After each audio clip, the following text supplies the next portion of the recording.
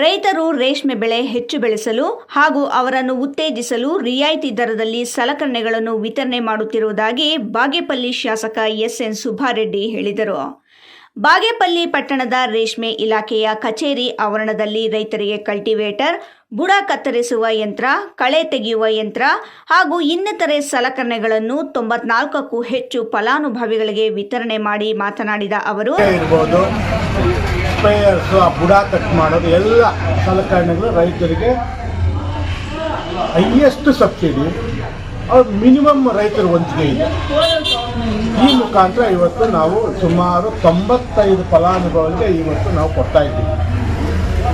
ನಮ್ಮ ಸರ್ಕಾರದ ಉದ್ದೇಶ ರೇಷ್ಮೆ ಇನ್ನಷ್ಟು ಅಭಿವೃದ್ಧಿಪಡಿಸಬೇಕು ದೃಷ್ಟಿಯಿಂದ ಇಂಥ ಎಲ್ಲ ಕಾರ್ಯಕ್ರಮ ಇಟ್ಕೊಂಡಿರೋದು.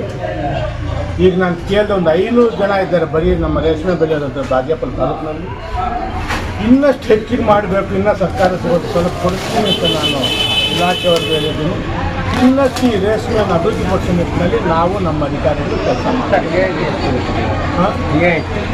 ರಿಯಾಯಿತಿ ಮ್ಯಾಕ್ಸಿಮಮ್ 75%, ಕೇಂದ್ರ ಸರ್ಕಾರ 50%, ರಾಜ್ಯ ಸರ್ಕಾರ 25%, ರೈತರು ಅಂತ 25%.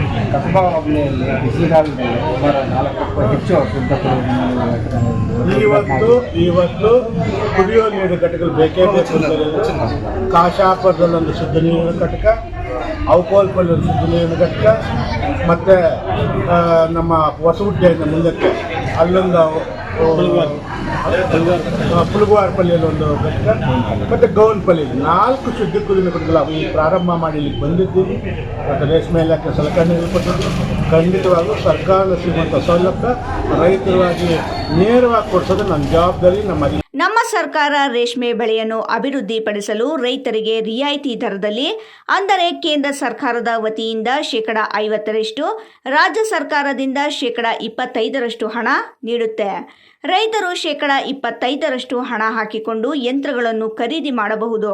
ಇದರಲ್ಲಿ ಯಾವುದೇ ರಾಜಕೀಯ ಇಲ್ಲ. ಎಲ್ಲ ರೈತರನ್ನು ಪರಿಗಣನೆಗೆ ತೆಗೆದುಕೊಂಡು ಕೆಲವೊಂದು ಸಲಕರಣೆಗಳನ್ನು ನೀಡಲಾಗುತ್ತದೆ. ಫಲಾನುಭವಿಗಳು ಇದರ ಸದುಪಯೋಗವನ್ನು ಪಡಿಸಿಕೊಂಡು ಈ ತಾಲೂಕಿನಲ್ಲಿ ಹೆಚ್ಚು ರೇಷ್ಮೆ ಬೆಳೆಗಳನ್ನು ಬೆಳೆಯಬೇಕು ಎಂದರು. ಸುಬ್ಬು, ರಾಯಲ್ಸ್ ಕನ್ನಡ, ಭಾಗ್ಯನಗರ.